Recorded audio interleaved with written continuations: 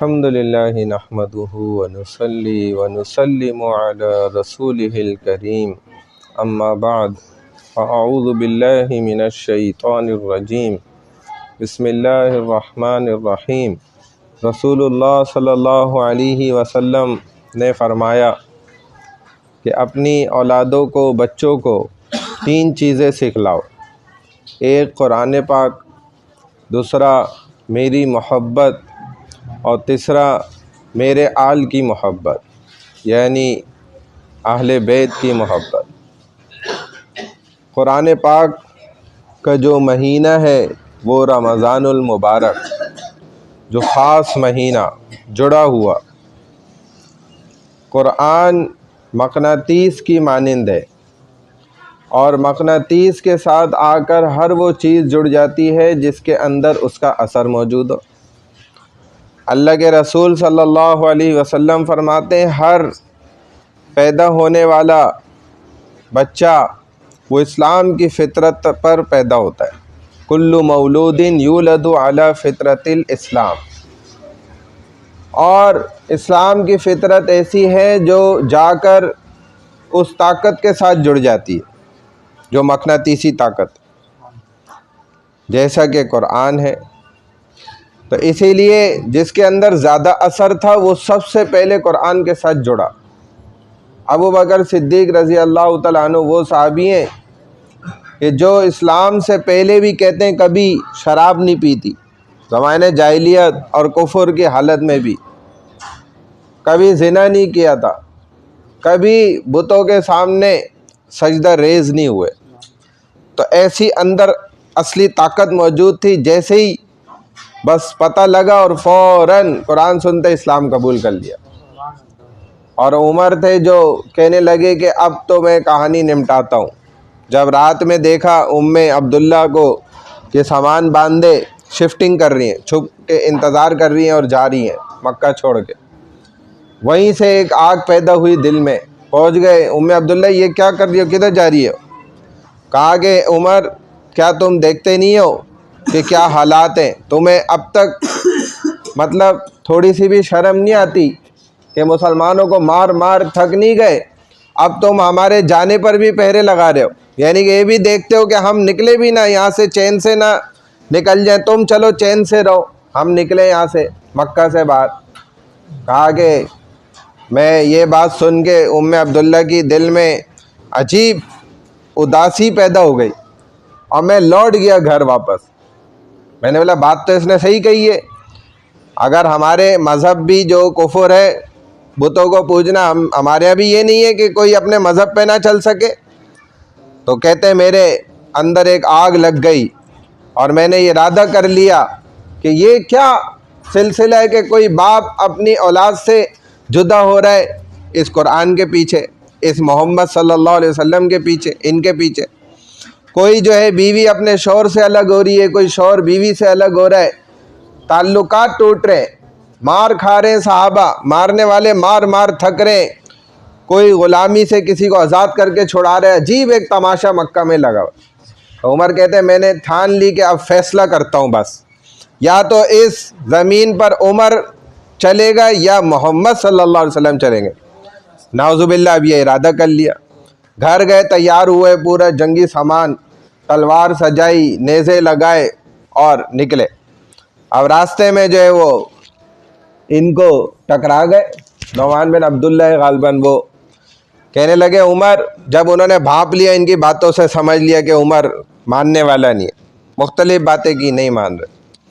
کہا کہ اچھا اگر تم نے یہ فیصلہ ہی کر لیا ہے تو یہ فرماتے صحابی میں نے دل میں ارادہ کیا اس کا رخ تو موڑ دوں کم از کم، کیونکہ محمد عربی صلی اللہ علیہ وسلم کے پاس جائے گا، ان کے پاس کوئی پہرے تو ہے نہیں، وہ تو کھلم کھلا عام انسانوں کے درمیان عام انسانوں کی طرح چلتے پھرتے اٹھتے بیٹھتے۔ تو کہا عمر پہلے اپنے گھر کے تو حالات دیکھ لو، تمہاری تو اپنی سگی بہن وہ تک جو ہے ایمان لے کر آ گئی ہیں، فاطمہ نام تھا، اور ان کے شوہر بھی ایمان لا چکے تھے، اسلام قبول کر لیا تھا۔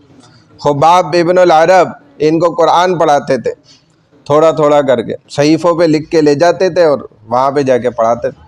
اب عمر ادھر پہنچے تو آواز آ گئی، وہاں پڑھ لیتے وہ قرآن، طٰہٰ ما انزلنا علیک القرآن لتشقی الا تذکرۃ لمن یخشی تنزیلا ممن خلق الارض. یہ پورے 7-8 آیات وہ اب سنی تو پتہ ہی نہیں چلا عمر کو یہ کیا. جیسے ہی دروازہ کٹکھٹایا انہوں نے چھپا دیا، خود باپ بھی چھپ گئے. آپ جیسے اندر داخل ہوئے، یہ قرآن مقناطیس ہے، کیسے عمر کو کھینچ لیا، کھینچ کے تو لایا. تو قرآن ایسی طاقت رکھتا ہے جس کے دل میں تھوڑا سا اثر ہوگا نا، تھوڑا بھی ایمانی روشنی رمق موجود ہوگی وہ کھینچ کے آئے گا، اور نہیں ہوگی تو بدبخت ہوگا، پھر بھاگے گا. تو اب عمر کا یہ ذریعہ بن گیا. آخر پٹائی لگائی، جب دیکھ لیا عمر کی بہن خون نکل آئے، کہا کہ دیکھ عمر، جس ماں کا تو نے دودھ پیا میں نے بھی اسی کا ہی پیا. اگر تو خطاب کی اولاد ہے تو میں بھی ہوں، میں کٹ سکتی ہوں لیکن اب ایمان سے نہیں پھر سکتی. جو تو نے کرنا کر لے. لیکن عمر تجھے شرم نہیں آتی؟ عورتوں پہ ہاتھ اٹھاتے ہو، ادھر اپنی مردانگی دکھا رہے ہو. ایسی باتیں کی تو عمر تو واقعی اثر کر گئی، باتوں پہ باتیں اثر کر رہی ہیں. تو حیران ہوئے اور کہا کہ بھائی اچھا دکھاؤ کیا پڑھ لیتے. کہا کہ نہیں تم ناپاک ہو. پہلے غسل، پھر غسل کیا، پھر پڑھا ان کے سامنے یا دکھایا. تو بعض روایت میں آتا ہے پڑھا بھی، وہ بھی نکل آئے، خباب ابن العرب بھی باہر نکل آئے چھپے ہوئے. جب پڑھا تو اثر ہو گیا.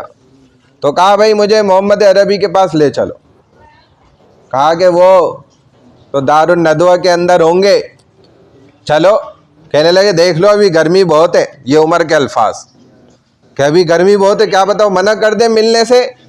جیسے کراچی والے لوگ، بھائی آج گرمی بہت ہے، آج موڈ نہیں ہے کام، آج نہیں ہم ملیں گے، کل ملیں گے، کل دیکھیں گے کیسا موسم ہے. موسم پہ بھی چل.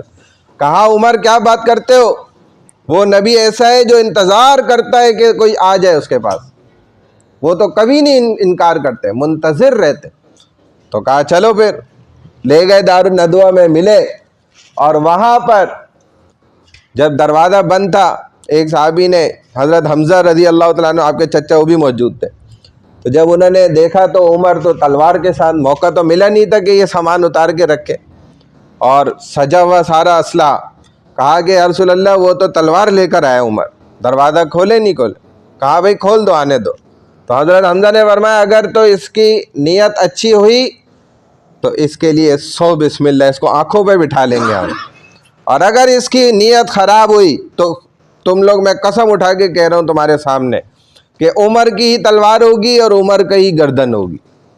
یہ تم لوگ دیکھ لینا، پورے مکہ میں کوئی یہ اکیلا نہیں ایسے طاقتور پیدا ہوا، اللہ نے اور بھی پیدا کیا، آج دیکھ لیں گے مکہ والے.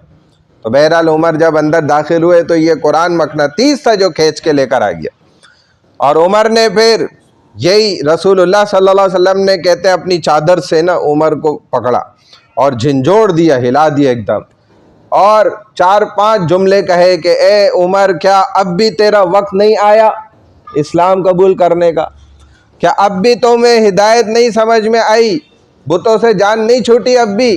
اتنا کچھ دیکھ لیا، دل پہ اثر کر گیا، کیا ابھی بھی نہیں تمہارا سدھرنے کا وقت ہے؟ تو بس اتنا کہہ ہی رہتے، اور عمر نے اسی وقت کلمہ پڑھ لیا.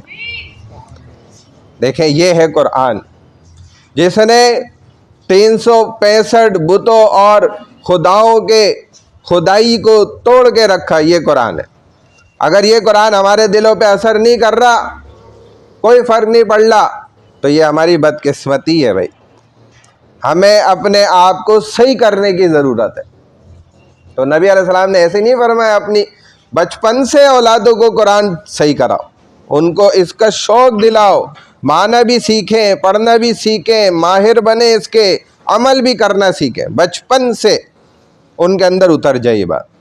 تو بھائی ہم تو کتنے بڑے ہو چکے، اب تک اگر نہیں ہمارے اندر یہ شوق اترا تو بڑی فکر کی بات ہے. اب یہ مہینہ آ رہا ہے کہ جس کے اندر ہم یہ شوق قرآن کا اپنے دلوں کے اندر پیدا کر سکتے ہیں، اس ماحول کے اندر جڑ کے زیادہ سے زیادہ. یہ کاروبار کا مہینہ نہیں آ رہا بھائی، بڑی معذرت سے بہت سے لوگوں کا ذہن یہی ہے ہم کاروبار 10 گنا زیادہ انشاءاللہ کما لیں گے اور 20 گھنٹے 22 گھنٹے دکان کھولیں گے. تو بھائی یہ کوئی سیزن کمائی کا تو نہیں ہے، یہ تو اعمال کی کمائی کا سیزن آ رہا ہے.